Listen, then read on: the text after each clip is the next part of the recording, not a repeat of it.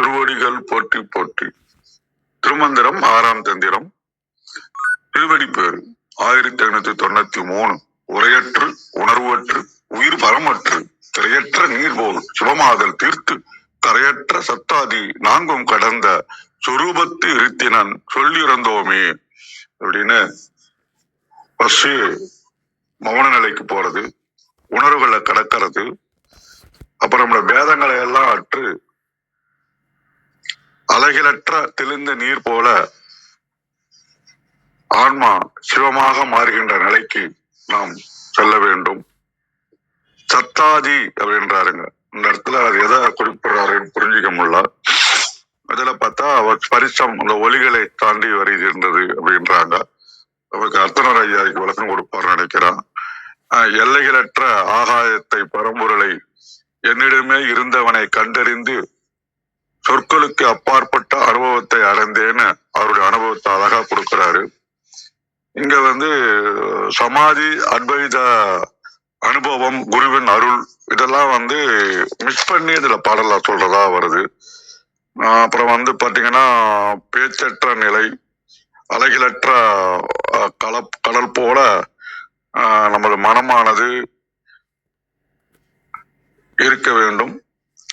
மனதை அடக்குகின்ற கலை, சிவமாதல், 4 நிலைகளை கடத்தல் அப்படின்றது ஓவராலா அந்த பாட்டுல அவர் எத்தாக்கா சொல்லத விரும்புறாரு. நமக்கு டெய்லி பிராக்டிஸ்ல நமக்கு என்ன பண்ணலாம்னா மௌனம் பழகலாம். டெய்லி புறமௌனம் அகமௌனம்னு இருக்கு. பேச்சை குறைக்கிறது, மனதுக்குள் ஓடும் எண்ணங்களை கவனிப்பது, இது மௌனத்துல வரும். மனதை சமப்படுத்துதல், இதுதான் திரையற்ற நீர் போலன்னு அழகா ஒரு வார்த்தையை பயன்படுத்துறாரு நாயனார். ஆசைகள் கோபங்களற்ற மனம் ஏரியானது சலனம் இல்லாமல் கொண்டு வரணும் அப்படின்றாரு. இதுக்கு தியானத்தின் மூலமாக நம்ம மூச்சு தான் கவனிக்கணும். மூச்சு சீராகும் போது மனதின் பேச்சு குறையும். அப்ப தெளிவான நீரில் பிம்பம் பார்ப்பது போல இறை தரிசனத்தை காண முடியும் அப்படின்றத நம்ம எடுத்துக்கலாம். அப்புறம் 3 அனைத்தும் அந்த நான்ன்றத கைவிட நினைக்கணும். நம்ம ஈகோ அதான் செய்யும் செயல்கள் அனைத்தும் அவனாகவே இருக்கின்றான் அப்படின்னு நம்ம அர்ப்பணிப்பு செஞ்சிட்டோம்னா நமக்கு நடைமுறை வாழ்க்கை ரொம்ப ஈஸியா இருக்கும்னு நினைக்கிறேன். மிக்க நன்றி. வாருங்கள் கௌரி அம்மா. வணக்கம். நன்றிங்க. வணக்கம். ரத்னகுமார் ஐயா இருக்காங்க, ஒரு நிமிஷம் கூப்பிட்டு பார்க்குறேன்.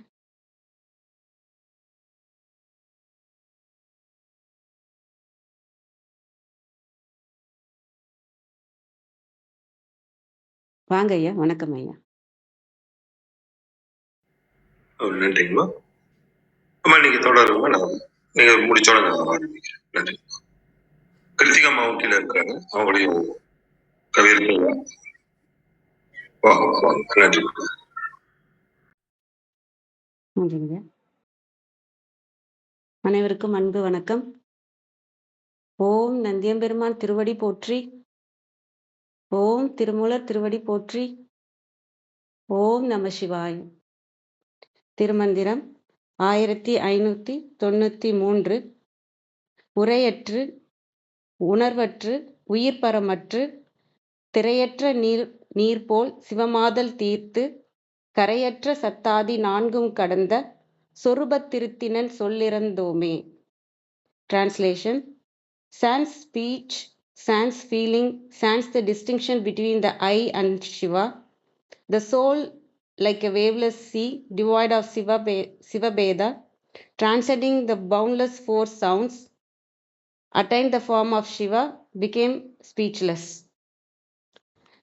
நம்ம நேற்று பார்த்தது வடிவம் நம்ம நீங்கி வடிவமற்ற இறைவன்கிட்ட போவோம்னு பார்த்தோம். அந்த நமக்குன்னு ஒரு சொரூபம் இருக்காது.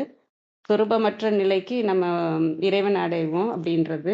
இன்னைக்கு அந்த மௌனம், அந்த வார்த்தைகள் எல்லாம் தாண்டி அந்த ஒளியெல்லாம் தாண்டி நம்ம இறைவன் அடையும் போது நமக்குள்ள அந்த ஒளின்றது இருக்காது, வைப்ரேஷன்றது இருக்காது, பேச்சுன்றது இருக்காது, உணர்வு மனம் எதுவுமே நம்மள்கிட்ட பேசாது அப்படிங்கிறது. உரையற்று உணர்வற்று உயிர் பரமற்று அந்த இதுதான். இதை இதா சொல்லணும்னா இப்போ நம்ம நடைமுறையில் நான் இதை ஐயாவும் நல்லா விளக்கம் கொடுத்துட்டாங்க. அதே விளக்கம் தான் நானும் இதில் பார்க்குறேன். அந்த அந்த இதை மட்டும் விளக்கம் மட்டும் கொடுக்குறேன். ஏன்னா அடுத்தடுத்து வரவங்க அதை பற்றி பேசுவாங்க. எனக்கு புரிஞ்ச இதை அதை மட்டும் நான் இதில் சொல்லிடுறேன். இப்போ வந்து நம்ம வந்து எப்படி நடைமுறையில் நம்ம இருக்கோம் அப்படின்னு எடுத்துக்கிட்டிங்கன்னா, நம்ம இப்போ இதை நல்லா உள்வாங்கினா நம்ம யாருன்னே நம்ம புரிஞ்சுக்கலாம்.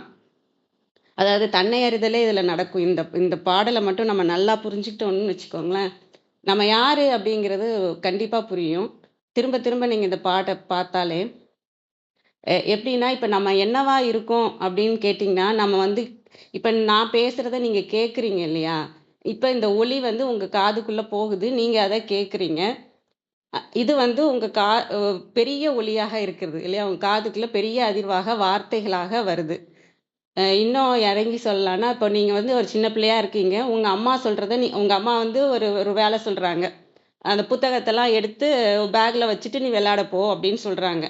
அப்போ சொல்கிறது கேட்குறது வந்து வெளியிலேருந்து உங்கள் அம்மாட்ட இருந்து வருது இல்லையா? அப்போ லிசன் பண்ணுறவங்க யார்? அதை கேட்குறவங்க யார்? நீங்கள். பேசுகிறவங்க யார்? உங்கள் அம்மா. உங்கள் அம்மா சொல்கிறாங்க, நீங்கள் கேட்குறீங்க. இப்போ கேட்பவராக இருக்கிறதா நீங்களே தவிர சொல்கிறவங்க நீங்கள் கிடையாது இல்லையா? அதே தான் நமக்குள்ள இது அடுத்த நிலைக்கு நீங்கள் இன்னும் சூட்சமாக உள்ளே போகும்போது உங்கள் மனசு உங்கள்கிட்ட சொல்லுது. கேட்குறவங்க நீங்களா இருப்பீங்க, பேசுறது வந்து மனசா இருக்கும். அப்போ நீங்கள் மனசு இல்லை இல்லையா? இப்போ எப்படி அம்மா வெளியில் வச்சு பார்க்கும்போது அம்மா வேற நீங்கள் வேறன்னு இருக்கு இல்லையா? அம்மா பேசுகிறவங்க வேற, கேட்குறவங்க வேற. நீங்கள் யாராக இருக்கீங்க அந்த இடத்துல? கேட்குறவங்களா தான் இருக்கீங்களே தவிர பேசுகிறவங்களா இல்லை. அதே உங்களுக்குள்ளே நீங்கள் கொண்டு வரும்போது உங்கள் மனசு சொல்லுது, அதே இடத்துக்கே வருவோம் நம்ம. உங்கள் மனசு சொல்லுது, இந்த புத்தகத்தை நான் இப்போ எடுத்து வச்சுட்டு நான் விளையாட போக முடியாது, எனக்கு டைம் ஆகிடும், 2 நிமிஷம் எனக்கு வேஸ்ட் ஆகிடும், பசங்கள்லாம் வெயிட் பண்ணிக்கிட்டு இருக்காங்க அப்படின்னு உங்கள் மனசு உங்கள்கிட்ட சொல்லுது இல்லையா? அந்த மனசு வந்து நீங்கள் இல்லை. மனசு வந்து உங்கள்கிட்ட சொல்லுது, அதை கேட்குறவங்க நீங்கள். உங்கள் மனசு வந்து இது மாதிரி 2 நிமிஷம் எனக்கு வேஸ்ட் ஆகுது, நான் வந்து இப்போயே போகணும், இதெல்லாம் அடுக்கி வச்சுட்டு இருந்தால் எனக்கு டைம் ஆகிடும் அப்படின்னு சொல்லுதுன்னா, உங்கள் மனசுக்கு பிடிச்ச மாதிரி. ஏன்னா மனசு என்ன சொல்லும்? உங்கள் மனசுக்கு பிடிச்ச மாதிரி இருக்கிறது தான் சொல்லும். அதே இது இன்னும் கொஞ்சம் நீங்கள் இன்னும் அடுத்த நிலையில் இருக்கீங்கன்னா உங்கள் அறிவு பேசும். உங்கள் அறிவு என்ன சொல்லும்?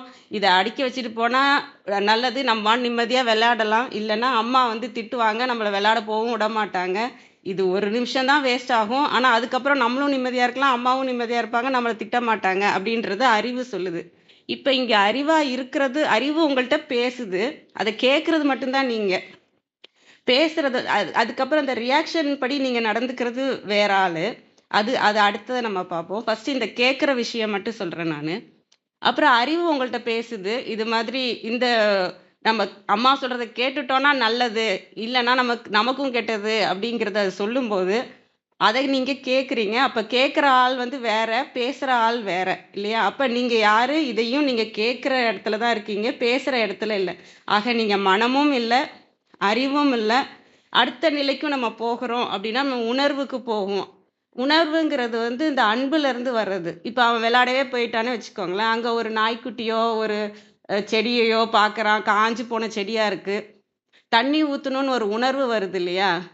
அது வந்து உணர்வுலேருந்து வர்றது, ஒரு அன்புனால வர்றது. ஒரு நாய்க்குட்டியை பார்க்குறான், அது பசியில் இருக்குன்னு பார்க்குறான், ஒரு பாலை ஊற்றணும்னு நினைக்கிறான், அம்மாட்ட ஓடி வந்து கேட்குறான்.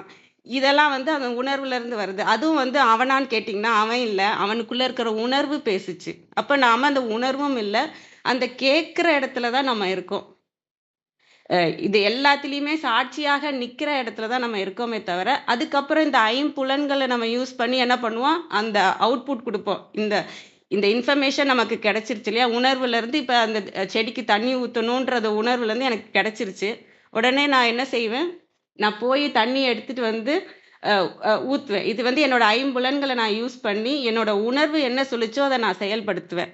இல்லை என் மனசு சொல்கிறத நான் செயல்படுத்துகிறேன் அப்படின்னா, நான் அதை போட்டுட்டு அப்படியே நான் போய் விளையாட போயிடுவேன். என் மனசு வந்து இது 1 நிமிஷம்லாம் என்னால் வேஸ்ட் பண்ண முடியாது, நான் போய் விளையாடணும் அப்படின்னு என் மனசு சொல்லிச்சுன்னா, நான் அப்படியே போட்டு அந்த ஆக்ஷனுக்கு நான் கொண்டு வருவேன். அங்கேயும் நான் வந்து மனசா இல்லை. அதே மாதிரி நீங்கள் அறிவாக யோசித்தாலும் அம்மா வந்து திட்டுவாங்க, நம்ம எடுத்து வச்சுட்டு போயிட்டா நம்மளால் நிம்மதியாக விளையாடலாம் அப்படின்னு சொன்னதை நான் ஃபாலோ பண்ணி அதை அந்த ஆக்ஷனுக்கு நான் கொண்டு வந்தேன். என் 5 புலன்களையும் அந்த ஆக்ஷனுக்கு கொண்டு வந்தேன்னா நான் வந்து அறிவு சொல்கிறபடி நடந்திருக்கிறேன். ஆக நமக்குள்ள பேசுகிற எல்லா விஷயமுமே நம்ம எப்படி அம்மா சொல்ற மாதிரி தான். வெளியில இருக்கும்போது மத்தவங்க சொல்றத கேட்கிற மாதிரி தானே தவிர, நமக்குள்ளேயும் மத்தவங்க சொல்றத நம்ம கேட்டு வாழ்ந்துட்டு இருக்கோம். மனமும் நாம இல்ல, இந்த உடலும் நாம இல்ல. இந்த ஐம்புலன்கள் எதுக்குன்னா, நாம உணர்வு ஒண்ணு சொல்லுச்சு இல்லையா? அத செயல்படுத்துறதுக்கு. மனசு என்ன சொல்லுச்சோ அத செயல்படுத்துறதுக்கு. இது எல்லாமே எப்ப அடங்கும் அப்படின்னா, நம்ம ஆக்ஞா சக்கரத்த தாண்டின பிறகு தான் இந்த உணர்வு பேசுறது, மனசு பேசுறது, அறிவு பேசுறது, இந்த இது எல்லாமே இந்த பேச்சே நிறுத்தணும் அப்படின்னு சொல்லணும்னா, நம்ம இந்த ஆக்ஞா சக்கரத்த தாண்டணும். ஏன்னா, இந்த ஆக்ஞா சக்கரம் வரைக்கும் தான் இந்த பேச்சுக்கான இது இருக்கு. அதுக்கு அடுத்து இந்த ஆக்ஞா சக்கரத்த தாண்டிட்டோம்னா மௌனம் தான். அது வரைக்கும் தான் உங்களுக்கு அந்த மந்திரங்கள் கூட, இந்த ஓம் மந்திரம் கூட எடுத்தீங்கன்னா, ஃபர்ஸ்ட்டு ஆ, ஊ, இம்ன்னு பிரிப்பாங்க இல்லையா? ஆனா வாய் தொறக்கிறது நல்ல சவுண்ட் அது. ஊ இன்னும் கொஞ்சம் சின்னதாயிடும்.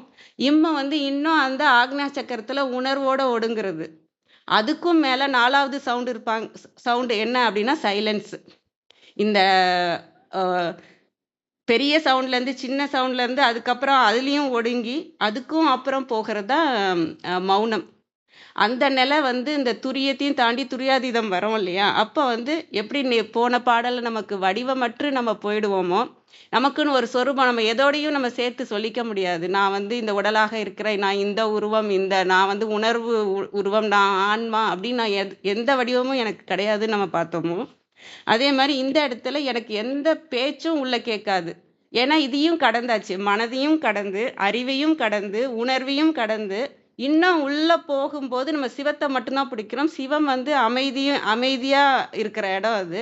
அந்த அமைதி நிலையில நம்ம போகும்போது, அந்த வார்த்தைகளும் அற்றும். அதனால தான் வந்து மந்திரங்கள் சொல்றது நீங்க எந்த மந்திரங்கள் சொல்றதுனாலும் சரி, இப்ப முருகர் மந்திரமா இருக்கலாம், சக்தி மந்திரம், எல்லா மந்திரமும் இந்த ஆக்ஞா சக்கரம் வரைக்கும், உங்க ஆக்ஞா சக்கரத்த தொறக்கிற வரைக்கும் தான்.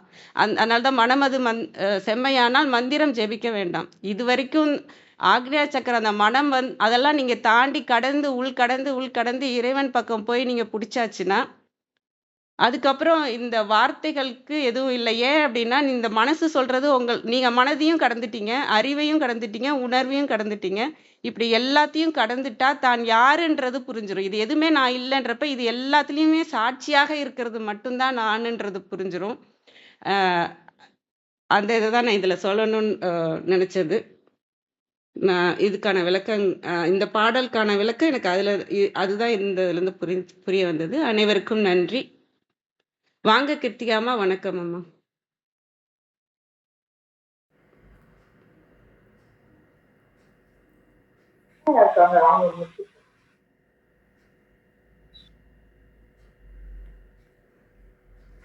அம்மா கிருத்திகாமா, நீங்க தொடருமா? நேரம் இருந்ததுன்னா நான் அந்த இதையும் வாசிச்சு கத்தனாரியா இருக்காரு. நன்றி. வாசிச்சுட்டீங்களா ரத்னாயா? நான் இன்னும் வாசிக்கல.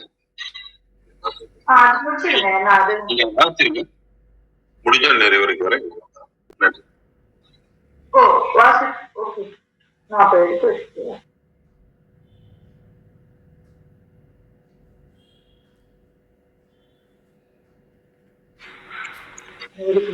அம்மா நீங்க வாசிச்சிருங்க பாரு. நான் எடுத்து வச்சுக்கல. அப்படி சரி,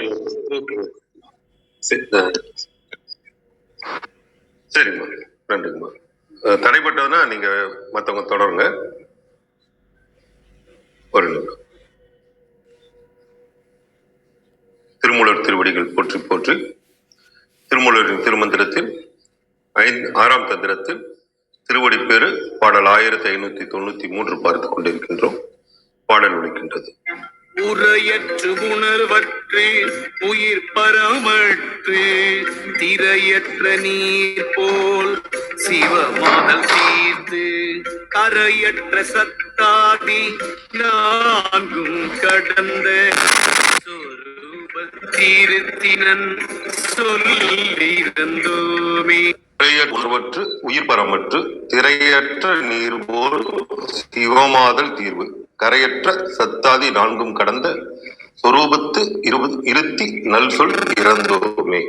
இதன் விளக்கமாக சரவணையா தளத்திலிருந்து பாடல் 1590. இறைவனே குருவாக வந்து தமது திருவடியை எனது உள்ளத்திற்குள் வைத்த பிறகு பேச்சும் இல்லாமல், உணர்வும் இல்லாமல், உயிரும் பரம்பொருளும் வேறு என்னும் நிலையும் இல்லாமல், நுரையும் அலையும் இல்லாத தெளிவான நீரைப் போல எனது மனமானது தெளிவு பெற்று சிவமாகவே உறுதியாக ஆகி, வரம்புகள் இல்லாத உலக இயக்கத்திற்கு காரணமாகிய சக்திகளாக ஆதியிலிருந்தே இருக்கின்ற பஞ்சபூதங்களில் நிலம், நீர், காற்று, நெருப்பு ஆகிய நான்கையும் கடந்து ஆகாயத்தில் இருக்கின்ற இறைஸ்வரூபத்தை எனக்குள் இருத்தி, நன்மை தீமை ஆகிய 2 விதமான சொற்களுமே இறந்து போய்விட அசைவற்ற சமாதி நிலையில் இருந்தேன் யான். இதன் உட்கருத்தாக பஞ்சபூதங்களில் நிலம், நீர், காற்று, நெருப்பு ஆகிய 4ற்கும் உலக அளவில் வரையறுக்கப்பட்ட எல்லைகள் உண்டு. ஆனால் ஆகாயத்திற்கு எல்லையே இல்லை. அப்படி எல்லையே இல்லாத ஆகாயத்தில் பறந்து விரிந்து இருக்கின்ற இறைவனது சொரூபத்தை எனது உள்ளத்திற்குள் இருத்தி எந்த விதமான எண்ணங்களும் அசைவுகளும் இல்லாத சமாதி நிலையில் இருந்தேன் என்று அருளுகின்றார். இது சரவண நையாத்திரத்தில் கொடுத்திருக்கிற விளக்கம். தேவாரத்தில் பார்ப்போம். இஃது இவ்வாறு இருந்தது என சொல்லும் இவ்வாறு இருக்கின்றது என உணர்வும் மன்னிக்கும்.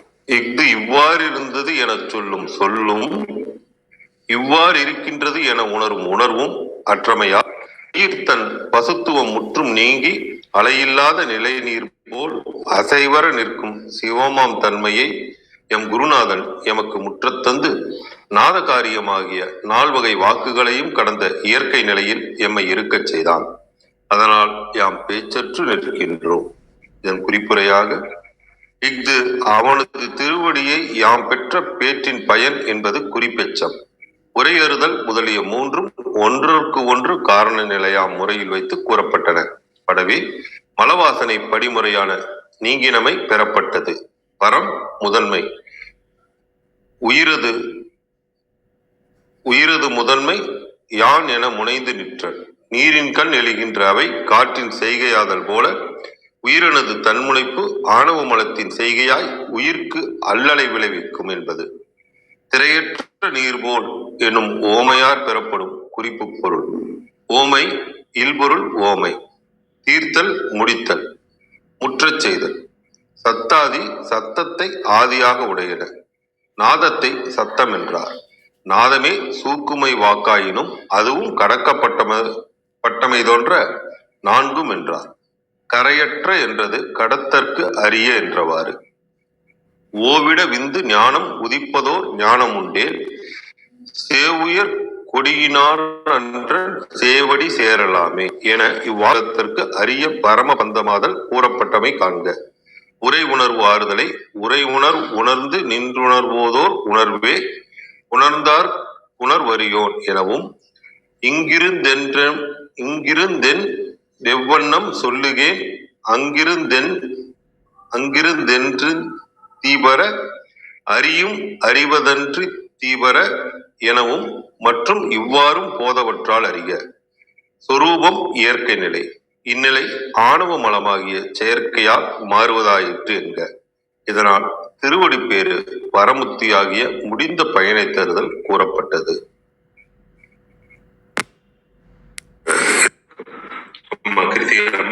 வணக்கம்.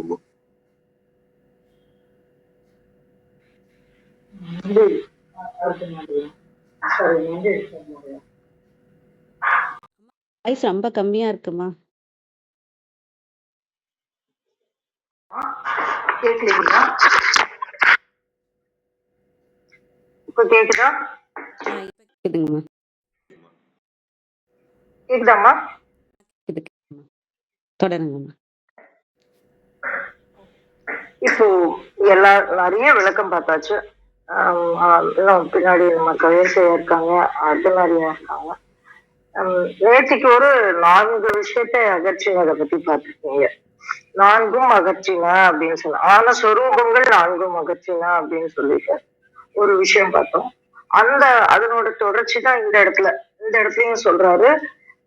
கரையற்ற சத்தாதி 4ம் கடந்த அப்படிங்கிற ஒரு வார்த்தை ரொம்ப முக்கியமான வார்த்தை, முக்கியமான வரி இந்த மந்திரத்துல.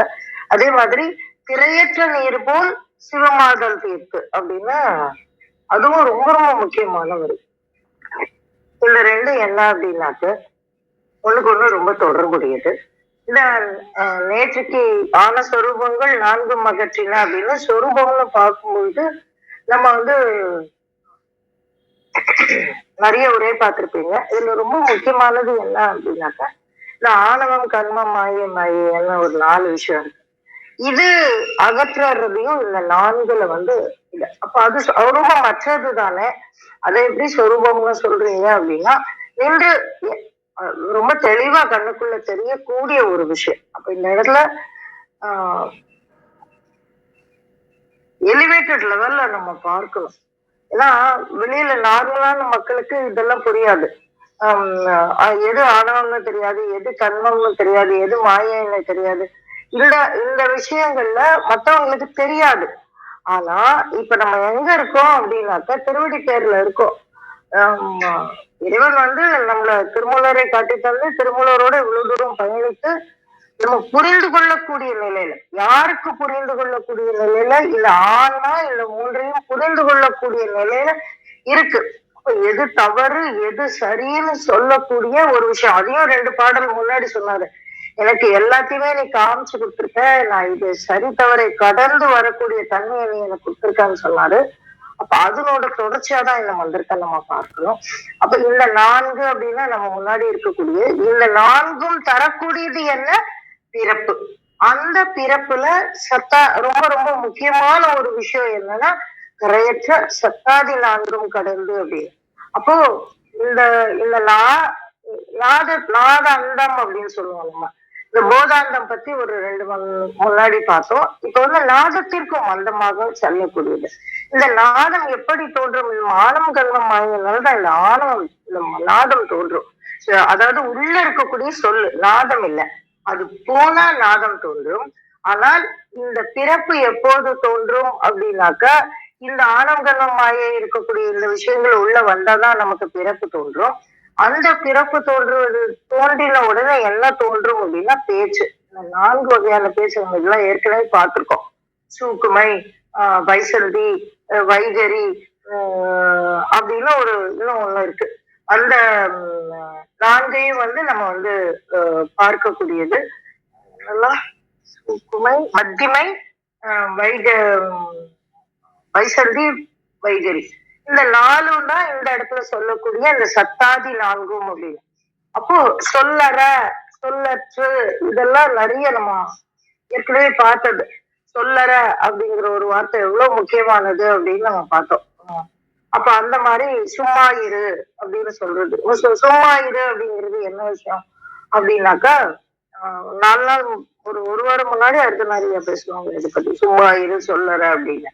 அப்ப இந்த மாதிரி சொற்களற்று சப்தமற்று நாத அந்தத்தை கடந்து நிற்கக்கூடிய நிலை. அதனாலதான் கரையற்ற சத்தாதி 4ம் கடந்து. இப்ப பாருங்க, நம்மளே பேச ஆரம்பிச்சா நிப்பாட மாட்டோம், தொடர்ந்து பேசிக்கிட்டே இருக்கோம். அதுல அர்த்தம் இருக்கோ இல்லையோ, அந்த அந்த அன்கன்ட்ரோலபிள் கான்வர்சேஷன் இருந்துகிட்டே இருக்கு நம்மளுக்குள்ள.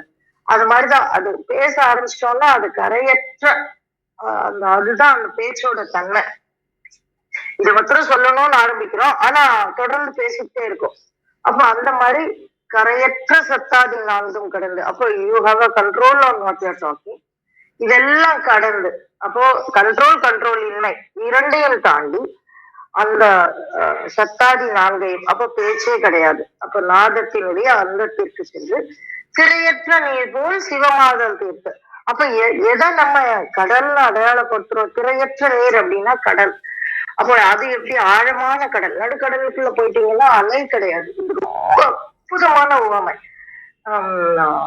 டைம் இல்லை நமக்கு. ஆனா உள்ளுக்குள்ள யோசிச்சு பாருங்க. திரையற்ற நீர் அப்படின்னா நம்ம கடல்னு எதை அடையாளப்படுத்துறோம்? அந்த அலை வர்றதுதான். இல்லைன்னா ஏரிய தனியா சொல்றோம். அலை இல்லைன்னா அதுக்கு பேர் கடல் இல்லை. ஆனாலும் அது கடல் தான். நீங்க நடுக்கடலுக்கு போனீங்கன்னா அலையே இருக்காது. அலையினால என்ன உருவாகும்? சப்தம் உருவாகும். இப்ப 2 வரைக்கும் ரொம்ப பெரிய தொடர்பு உண்டு. அப்போ இந்த திரையற்ற நீர் போல், அப்போ அந்த இடத்துல சப்தம் இல்லாத நடுக்கடலுக்கு போயிட்டோம்னா நீங்க தெரியும், நீங்க போர்ட்ல எல்லாம் போனீங்க இல்லைன்னா அந்த மாதிரி போனீங்கன்னா தெரியும், ஒரு தழும்பல் கூட இருக்காதுங்க. அப்படி நிதானமா இருக்கும். நாங்க போயிருக்கோம். அந்த அந்த கட்டுமரத்துல, ஏன்னா நீங்க நார்மல் மோட்டர் போட்ல எல்லாம் போனீங்கன்னா இந்த இந்த அனுபவம் கிடைக்காது. என்ன பண்ணணும் அப்படின்னா அந்த கட்டுமரங்கள்ல போகணும். கட்டுமரங்கள்ல போனீங்கன்னா உங்களுக்கு அந்த அனுபவம் கிடைக்கும். ஒரு ஒரு தழும்பல் கூட இல்லாம அந்த போட்டோட சத்தம் இல்லாம ரொம்ப அற்புதமா இருக்கும். ஈசிஆர்ல போனீங்கன்னா முன்னாடி நாங்க நிறைய போவோம்ல, பௌர்ணமி நேரங்கள்ல நம்ம ரிசார்ட்ஸ்ல போய் தங்கணும்னா ஸ்பெஷலா ஏற்பாடு பண்ணலாம்னா கூட்டிட்டு போவாங்க. அப்ப அந்த மாதிரி நேரங்கள்ல நீங்க தெரியலாம். அந்த கடல்ல அலையே இருக்காது, தழும்பல் இருக்காது, சத்தமும் இருக்காது. அப்ப எவ்வளவு பெரிய நிசப்தத்தை நம்ம உணர முடியுங்கிறத அந்த மாதிரி லெவல். அப்ப அந்த மாதிரியான ஒரு விஷயத்த பேசுறாரு. சிவமாதல் தீர்ப்பு அப்படின்னு சொல்றாரு. அப்ப கடல்ங்கிற அடையாளம் இல்ல, ஆனா கடல் இருக்கு. அதற்கு உண்டான நாதம் இல்ல, அந்த நாதத்தை கடந்து நிற்கிறோம். சொரூப திருத்தினன் சொல்லிரண்டோமே அப்படின்னு. அப்ப எல்லாத்தையும் கடந்து போச்சுன்னா அதான் விண்டவர் கண்டிலை அப்படின்னு சொல்றாரு. கண்டவர் வெண்டிலை அப்படின்னு சொல்லுவாங்க இல்லையா? அதேதான் உரையற்று உணர்வற்று உயிர் பரமற்று அப்படின்றாரு. அப்ப அந்த உணர்வு கூட இல்லாம, நான் சிவமாகிவிட்டேன்ற உணர்வு கூட இல்லாம சிவத்தோடு கலந்து நிற்கக்கூடிய நிலையை நமக்கு திருவடி பேரு தருகிறது அப்படின்னு. கண்டிப்பா இந்த மந்திரத்துக்கு 1 மணி நேரம் பத்தவே பத்தாது. அதுலயும் 3-4 நிமிஷம் எல்லாம் பத்தவே பத்தாது. இந்த ஒரு திரையற்ற நீர் போல் அப்படிங்கறத ஒரு ஒரு வார்த்தைக்கு நமக்கு கிட்டத்தட்ட 1/2 மணி நேரம் 1/2 மணி நேரம் நம்ம பல்வேறு விதமான விளக்கங்கள் சொல்ல வேண்டியிருக்கு. தயவு செஞ்சு இந்த மந்திரத்தை கடந்து போயிடாதீங்க. இந்த மந்திரத்தையும் நேற்றைய மந்திரத்தையும் திருப்பி திருப்பி வாசிங்க. இதுக்கு ஒரு மிகப்பெரிய சூட்சுமமான ஒரு தொடர்பு இருக்கு. அதுல இருந்து பிடிக்கும்போது நமக்கு இது வேற ஒரு விஷயத்த சொல்லி தரும். அது அனைவருக்கும் விளங்க வேண்டும் என்ற பிரார்த்தனையோடு நான் நன்றிங்கம்மா. மிக்க நன்றி. வாங்க கவியரசு ஐயா. வணக்கம் ஐயா.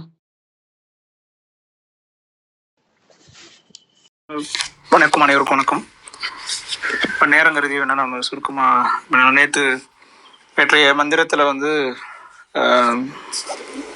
விளக்கம் முடிக்கும்போது அந்த பஞ்ச கோஷங்கள் அதை பற்றி கூட பார்க்கலான்னு சொல்லியிருந்தேன். இந்த மந்திரம் இன்றைய 1593வது மந்திரம் என்னுடைய பார்வைக்கு இந்த பஞ்ச கோஷங்கள் அப்படிங்கிறது என்னங்கிறது பார்த்தோன்னா இது இந்த மந்திரத்துக்கான விளக்கமும் புரியும்னு நினைக்கிறேன். ஸோ பொதுவாக நமக்கு ஸ்தூல உடல் சூக்கம் உடல் சொல்லுவாங்க. பஞ்ச கோஷங்கள் அது என்ன அப்படின்னா நமக்கு அன்னமய கோஷம், பிராணமய கோஷம், மனோமய கோஷம், அதை தாண்டி ஆனந்தமய கோஷம், அப்புறம் விஞ்ஞானமய கோஷம் அப்படின்னு சொல்லுவாங்க. இதில் நிறையா சித்தர்கள் பாடல்களுக்கான விளக்க உரையில அன்னமய கோஷம், பிராணமய கோஷம், மனோன்மய கோஷம் இது அந்த சீக்வன்ஸில் இருக்கும். அதை தாண்டி விஞ்ஞானமய கோஷம், ஆனந்தமய கோஷம் இதில் பார்த்தீங்கன்னா விஞ்ஞானமய கோஷம் 4வதாகவும் ஆனந்தமய கோஷம் 5வதாகவும் போட்டிருப்பாங்க. ஆனால் ஒரு சில இதில் ஆனந்தமய கோஷம் 4வதாகவும் விஞ்ஞானமய கோஷம் 5வதாகவும் போட்டிருப்பாங்க. என்னை பொறுத்த வரைக்கும் இது 4வது ஆனந்தமய கோஷம், 5வது விஞ்ஞானமய கோஷம்ங்கிறது சரியா இருக்குங்கிறது என்னுடைய பார்வையும். இதுல இந்த 5 கோஷங்களை 2ஆ பிரிக்கலாம். எப்படின்னா, முதல் 3 கோஷங்களான அன்னமய கோஷம், பிராணமயம், மனோமயம் இது 3ம் பார்த்தீங்கன்னா பூதாகாசத்தோட கட்டுப்பாடுல இருக்கக்கூடிய விஷயம். 2 இது சொல்லுவாங்க, பூதாகாசம் சித்தாகாசம் சொல்லிட்டு. இப்போ பூதாகாசம் அப்படின்னா என்னன்னா, இது இந்த எர்த்லி கான்சியஸ்னஸ்ன்னு சொல்லலாம். சித்தாகாசம் ஹெவன்லி கான்சியஸ்னஸ் அப்படிங்கிறதா சொல்லலாம், இங்கிலீஷ்ல சொல்றதா இருந்தால். எர்த்லி கான்சியஸ்னா இப்போ பை நேச்சர் பார்த்தீங்கன்னா உங்களுக்கு அண்டத்தில் உள்ளது பிண்டத்தில் உள்ளதுங்கிறது. அண்டம் எதனால உருவாயிருக்கோ அதே 5 பூதங்களால தான் பிண்டம் உருவாயிருக்கு. இந்த 5 பூதங்களான உருவான இந்த பிண்டம், இந்த உடலானது, இந்த உடல் மட்டும் இருக்கா அப்படின்னா கிடையாது. உடல் இயங்குறதுக்கு சக்தி தேவை. அந்த சக்தி தான் பிராணசக்தியா நமக்கு கிடைக்குது. சரி, இது உடல் இருக்கு, பிராணசக்தியும் இருக்குது, அது அப்படியே இயங்குதா அப்படின்னா கிடையாது. ஏன்னா இன்னொரு விஷயமும் நடந்துட்டு இருக்குது. இன்னைக்கு கௌரி அம்மா நல்லா விரிவாகவும் அந்த இதை சொன்னாங்க. நம்மளுடைய அந்த எண்ணங்கள் ஆராயுதல் அதை பத்தி நல்லா விளக்கமா சொல்லியிருந்தாங்க. ஸோ அப்போ அங்க மனம்ங்கிறது ஒரு விஷயம் இருக்குது. அப்ப இந்த அன்னமயம், பிராணமயம், மனோமயம் இது மூணும் வந்து பூதாகாசத்தின் பிடியில இருக்கு. இது எப்படி வந்து உருவாகுது அப்படின்னு நம்ம பார்த்தோம் அப்படின்னா, அன்னமயம்னா நமக்கு தெரியும். அன்னமயம் அந்த பெயர்லயே நமக்கு பார்க்கலாம். நம்ம எடுக்கக்கூடிய உணவால் உருவாகக்கூடிய இந்த உடல் வந்து எப்படி உருவாகுது? கருவறையில் இருக்கும்போது தாய் எடுக்கக்கூடிய உணவு மூலமா அதுல இருக்கக்கூடிய சக்தி மூலமா நமக்கு உணவு கிடைக்குது. ஆனா அந்த கருவறையில் இருக்கும்போது பாத்தீங்கன்னா உடல் இருக்கும். ஆனா வந்து பிராணசக்தி நடக்காது. அதே மாதிரி மனோமயம் அந்த மனசு கிடையாது. இது வந்து கருவறையில் இருக்கக்கூடிய அந்த சிசு. வெளியே வந்ததுக்கு அப்புறம் இதுக்கு பிராண சக்தி வந்து கொடுக்கப்படுது. அப்பதான் வந்து இந்த என்ன சொல்றது, யூனிவர்ஸோட ஒரு கனெக்ஷன் கிடைக்குது. இதுல வந்து மற்ற உயிர்களுக்கும் மனித பிறவிக்கும் என்ன ஒரு வேறுபாடு அப்படின்னா, படைக்கப்பட்ட அந்த நேச்சரே அப்படியே தான் இருக்குது. என்னன்னா, மற்ற உயிர் ஜீவங்கள் வந்து அது பிறந்தோடனே ஒரு கோழி வந்து குஞ்சு பறிக்குது, இல்லை வந்து ஒரு யானையே வந்து ஒரு குட்டி போடுது அப்படின்னா, எல்லா உயிரினங்களும் வந்து அது பிறந்து ஜனிச்ச அடுத்த நிமிடத்திலிருந்தே அது வந்து தனியாக அதால செயல்பட முடியும். அது ஒரு உயிரினத்துக்கு ஒரு டைம் எடுத்துக்கலாம். ஆனா பெரும்பாலும் பாத்தீங்கன்னா மனிதர்கள் மாதிரி வந்து முழுக்க ஒரு சில ஸ்டேஜ் வரைக்கும் வந்து நம்ம தாயையோ தந்தையோ நம்ம டிபெண்ட் பண்ணி தான் இருக்க வேண்டியதா இருக்கும். குறிப்பா தாயை டிபெண்ட் பண்ணி தான் இருக்க வேண்டியதா இருக்கும். ஏன்னா உணவுக்கு வந்து தாய் தான் நமக்கு வந்து கொடுக்க வேண்டியதா இருக்கும். ஆனா மற்ற உயிரினங்கள் வந்து நம்ம தாயை சார்ந்து இருக்கிற மாதிரி மற்ற உயிரினங்கள் வந்து தாயை சார்ந்து அவ்வளோ நாள் இருக்க வேண்டிய அவசியம் இல்லை. ஏன்னா அதோடைய படைப்பு அப்படி இருக்குது. அதுக்கான காரணம் இன்னொரு நாள் பார்க்கலாம். ஸோ இப்போ உணவால் உருவாகக்கூடிய இந்த அன்னமயம் உடலானது வந்து உடல் ஜரித்த உடனே பிராண சக்தி நமக்கு கிடைக்குது. பிராணசக்தி கிடைச்சது. அது ஒரு ஸ்டேஜில் வந்து மனம் உருவாக ஆரம்பிக்குது. இந்த 3 விஷயமும் வந்து பூதாகாசத்தின் கட்டுப்பாட்டில் இருக்குது. இதை தாண்டி வந்து இன்னும் 2 விஷயம் சொல்றாங்க. அது என்னன்னா வந்து நம்ம ஆனந்தமய கோஷம், அப்புறம் விஞ்ஞானமய கோஷம். இந்த ஆனந்தமய கோஷம், விஞ்ஞானமய கோஷம் அப்படிங்கிறது வந்து இது சூக்கும சரீரம், சூக்கும உடல். சரி, இது ஸ்தூல உடல்லே பார்த்தீங்கன்னா அன்னமயம் கோஷங்கிறது அன்னமயம் நம்ம பிசிக்கல் பாடி, இது நம்ம வந்து தொட்டு உணர முடியும். பிராணசக்தி நமக்கு மூச்சு சுவாசிக்கிறோம். ஸோ அதில் சுவாசத்தில் வந்து பிராணசக்தியும் இருக்குது. ஸோ அதனால நம்ம வந்து அது இருக்கிறதா நம்ம இது பண்ணிக்கலாம், கற்பனை பண்ணிக்கலாம். மனம் தெரியும், அது எங்கே இருக்குதுன்னு தெரியாது, ஆனால் இருக்குது. ரைட், அது மனமானது இயங்கிட்டு தான் இருக்குது. அப்போது இந்த 3 விஷயங்களை கடந்தாதான் வந்து அடுத்த 4வது நிலையான அந்த நிலையை வந்து உருவாக்க முடியும். இது வந்து ஆல்ரெடி இருக்கிறது கிடையாது. அதாவது ஆனந்தமய கோஷமோ இல்லை விஞ்ஞானமய கோஷமோ எப்போதுமே இருக்கக்கூடிய விஷயம் கிடையாது. எப்போதும் நமக்கு இப்போ நார்மலாக இப்போ நம்ம பேசிட்டு இருக்கிறோம், எல்லாருக்கும் எப்போதும் இருக்கக்கூடியது இந்த 3 பூதாகாசத்தின் கட்டுப்பாட்டில் இருக்கக்கூடிய அந்த 3 லேயர்ஸ் தான். இதில் இந்த கோஷம் அப்படின்னா லேயர், ஒரு லேயர். இது வந்து நம்ம முகத்தை வச்சு நம்ம குறிப்பிடணும் அப்படின்னா அன்னமயம், அன்னம் வந்து நம்ம உட்கொள்றது வந்து வாய் மூலமா உட்கொள்றோம். ஸோ அது வந்து அன்னமய கோஷத்தை நம்ம இந்த ரெப்ரசன்டேஷன் சொல்றோம். அதே மாதிரி பிராணமயம் நம்ம மூக்குல வந்து சுவாசிக்கிறோம், அது மூலமா தான் நம்மளுக்கு பிராணசக்தி கிடைக்குது. இது பிராணமயம். மனோமயம் அது தலையில மூளை மனம்ங்கிறது வந்து அது கண்டிப்பா மூளை இல்லைன்னா மனம் இருக்காது. ஸோ அப்போ மூளை அவசியம். அப்ப இந்த 3 விஷயங்கள்ல வந்து பொருத்தி பார்க்கலாம். இப்போ இந்த 3 விஷயங்களை கடந்தாதான் அடுத்து வந்த அந்த நிலையான மனோன்மயம், ஆனந்தமயம், விஞ்ஞானமயம், ஆனந்தமயம் இதெல்லாம் அடைய முடியும். இதுல ஆனந்தமயம் அப்படிங்கிறது பாத்தீங்கன்னா, இந்த குழந்தை வந்து சிசுவா இருக்கும்போது, கருவறையில் இருக்கும்போது இருக்கக்கூடிய அந்த நிலையை வந்து ஆனந்தமய கோஷமா சொல்றேன். ஏன்னா அது வந்து பிளிஸ் ஸ்டேட். அங்க வந்து அந்த நிலையில வந்து உங்களுக்கு நல்லது கெட்டது எதுவும் இருக்காது. அதை கடந்த நிலை. அந்த நிலையை வந்து ஆனந்தமய கோஷம் அப்படின்னு சொல்றாங்க. அங்க வந்து துன்பம் எதுவும் கிடையாது. அதை தாண்டி வந்து விஞ்ஞான கோஷம், விஞ்ஞான நிலை, விஞ்ஞானமய கோஷம், அந்த நிலையை தான் வந்து இறைவனுடைய நேரடி தொடர்பு இருக்கக்கூடிய அந்த நிலையா வந்து சொல்றாங்க. அது வந்து அந்த மனோன்மயமும் ஆனந்தமயமும் சித்தாகாசத்தின் கட்டுப்பாட்டுல இருக்கக்கூடிய விஷயம்.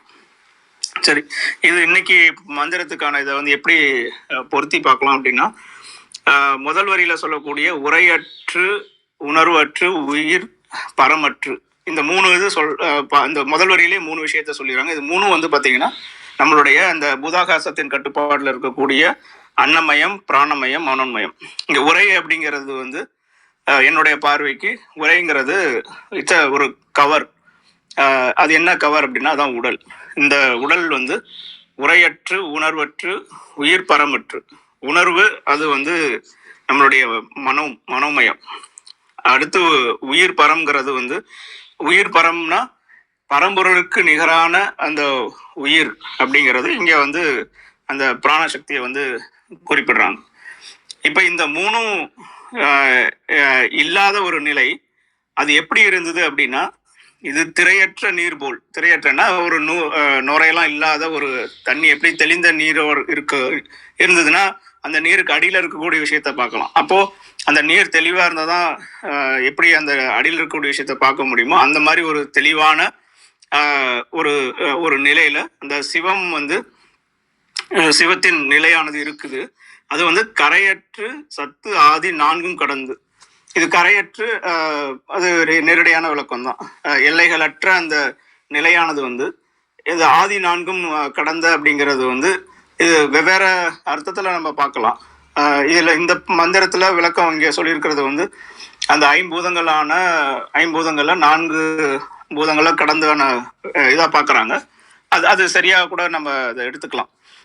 அது எப்படி நடக்கும் அப்படின்னா, இப்ப நான் சொன்ன அந்த 3 அன்னமயம், பிராணமயம், மனோன்மயம், அந்த பூதாகாசத்தின் கட்டுப்பாட்டுல இருக்கக்கூடிய இந்த விஷயத்த கடந்தாதான் நம்ம வந்து அடுத்த அந்த நிலை அடைய முடியும்.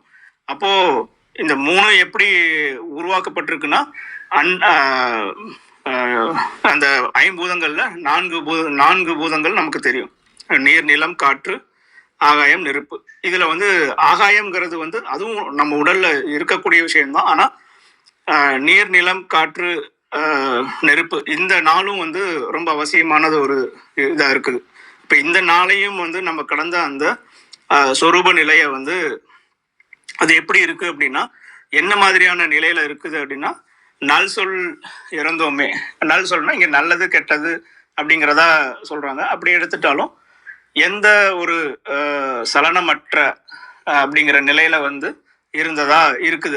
அந்த நிலையானது அப்படி இருக்குது அப்படிங்கிறது. அந்த நிலையை அடையிறது எப்ப முடியும் அப்படின்னா, இந்த 3 விஷயங்கள் அன்னம், பிராணம், மனம், இதை கடக்கணும்னா இதெல்லாம் வந்து நம்ம இல்லாம ஆக்கணும் அப்படிங்கிறது கிடையாது.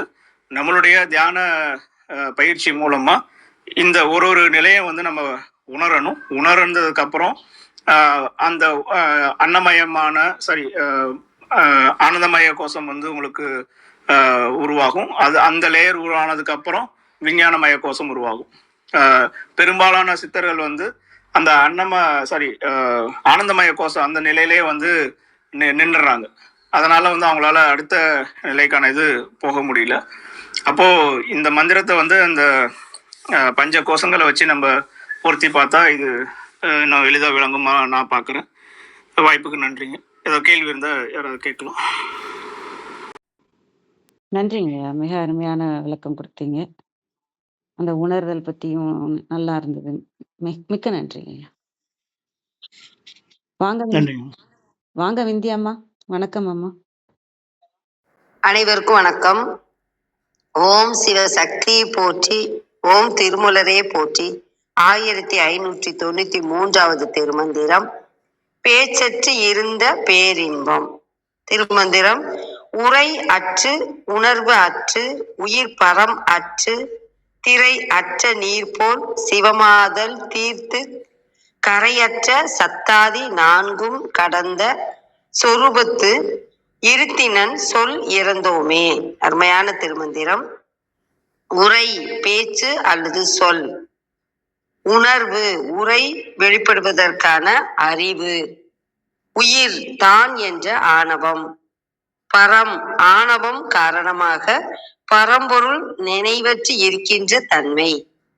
இவையெல்லாம் என்னை விட்டு விலகி போக அலை ஓசை ஆரவாரம் இன்றி அமைதியாக இருக்கின்ற நீர்நிலை போல மனம் சிவமாய் சிவானந்தத்தில் லயித்து கிடக்கின்ற நிலை வந்தது.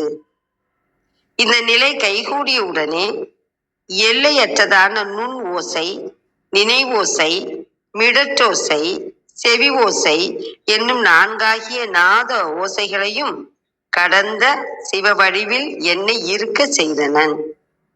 இந்த நிலை சொல் இறந்த நிலை, பேச்சற்ற செயலற்ற பேரின்ப யோக நிலை என்பது குறிப்பு.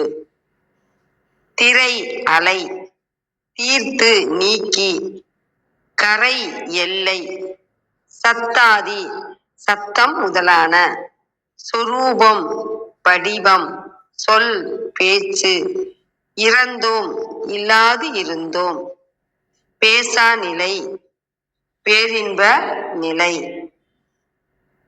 கழக வெளியீட்டில் சிவகுருவாய் வந்து திருவடி சூட்டியதும் பிறப்பிற்கு ஏதுவாய் உறையும் உணர்வும் அகன்றன. அகலவே உயிரும் உயிருக்கு உயிராகிய சிவனும் என்று வேறுபடுத்தி பேசும் பேச்சும் அற்றது. திரையும் கடலுமாகிய ஒன்றனையே திரையெனவும் கடலெனவும் இரு பெயரால் பேசுகின்றோம். கடல் தெளியாத நிலைமையில் கடல் தெளிந்த இடத்தில் இரண்டு பெயரில்லை. அதுபோல் மேற்கூறிய உயிரும் சிவனும் என்பதாகிய பேச்சு அற்றதாகும். ஆனால் ஆறுயிரும் சிவனும் மலர் மனம் போல இயையும் இரு பொருட்கள். அதனால் கடல் போல் ஒன்றெனும் பெயர் சிவத்தின் மாட்டு என்றாகும். ஆனால் புணர்ப்பு என்னும் பெயர் உண்டாகும். எல்லையில்லாத நுண் ஓசை, நினைவோசை, மிடற்றோசை, செவியோசை ஆகிய நான்மையும் சத்தாதி நான்கு எனப்பட்டன. அவை ஓசை மெய்யாகிய நாதத்தை குறிக்கும். அந்நாதத்தை கடந்து விளங்குகின்ற சிவ இயற்கையின் கண் ஆறு உயிர்களாகிய நம்மை நுகர்வித்து அருளினன். அதனால் வாய் நிறை உணர்வினர் நாவால் உரையாட இல்லாமை போல யாமும் பேசா நிலை பெற்றனம் என்க. உயிர் பரமற்று சீவன் சிவன் என்கிற வேறுபாடு இன்றி சொல் இறந்தோம், மௌன நிலை அடைந்தோம். அனைவருக்கும் நன்றி, வணக்கம். சிவசிவ. திருச்சிற்றம்பலம். நன்றிங்கம்மா, மிக அருமை, மிக்க நன்றி. வாங்க அர்த்தநாரி ஐயா, வணக்கம் ஐயா. குறைவிலா நிறைவே கோதிலா அமுதே ஈரிலா கொழுஞ்சுடர் குன்றே மறையுமாய் மறையின் பொருளுமாய் வந்தன் மனத்திடை மன்னிய மன்னே சிறை பெறா நீர் போல் சிறை பெறா நீர் போல் சிந்தை வாய்ப்பாயும் சிறை பெறா நீர் போல் சிந்தை வாய்ப்பாயும் திருப்பெருந்துறை உரை சிவனே இறைவனே நீ என் உடலிடம் கொண்டாய் இனி உன்னை என் இறக்கேனே. திருவாசகம் 22வது தலைப்பு கோயில் திருப்பதிகம். அல்ல 5வது பாட்டு. வாழ்க சீர் அடியார் எல்லாம். நன்றி. அற்புதமா இருந்தது. அது எங்க எங்க பார்க்கணுன்றத சொன்னதும் உதவியா இருக்குது. நன்றிங்க ஐயா. வேற யாருக்கும் எதுவும் கேள்வி, கருத்து ஏதாவது இருக்குங்களா? கேள்வி ஏதாவது கேட்கணுங்களா? நிறைவு செஞ்சுக்கலாம்னு நினைக்கிறோம். அனைவருக்கும் நன்றி. இன்று எங்களுடன் இணைந்த அனைத்து உள்ளங்களுக்கும் எங்களது மனமார்ந்த நன்றிகள். மீண்டும் நாளை காலை 6:30 மணிக்கு சந்திப்போம். தலம் நிறைவு பெறுகிறது. திருமூலர் திருவடிகள் சரணம் சரணம். திருமூலர் திருவடிகள் சரணம் சரணம். திருமூலர் திருவடிகள் சரணம் சரணம். அனைவருக்கும் நன்றி. ஓம் நம சிவாய.